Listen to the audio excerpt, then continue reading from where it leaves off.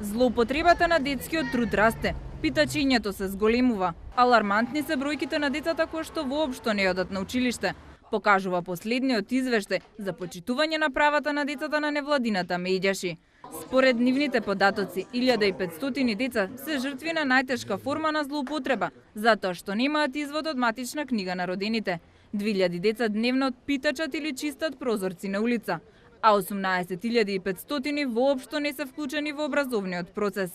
Од Медјаши бараат посериозен пристап и конкретни мерки од власта, за која велат за многу од овие негативни појави нема ниту основни статистички податоци. За да се реши проблемот со маргинални, ранливи групи на деца во Македонија, пред се роми и останати категории, кога говорам за ранливи групи, мислам и за сиромашни семејства, државата треба да обезбеди задолжително и бесплатно предучилишно образование. На овој начин сакаме да потенцираме дека ќе се реши проблемот со сиромаштија, исклученост на децата образование и злоупотреба на детскиот труд.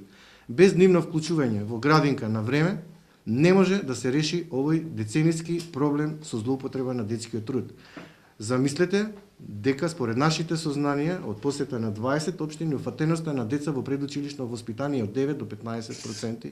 Со проблеми се соочуваат и учениците со посебни потреби.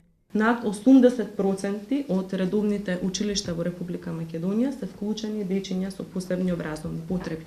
Меѓутоа, при тоа наставниците немаат наоди, мислење, односно релевантни документи кои што даваат опис за тоа за каков проблем или потешкотија станува збор кај секое од деца. Но 20% од училиштата имаат обезбедено физичка пристапност за децата. Кога велам физичка пристапност, мислам на пристапна рампа која што се наоѓа на влезот на самото училиште. Наодите од истражувањето Медјаши ќе ги испрати до владата и до Комитетот на Обединетите нации за правата на детето.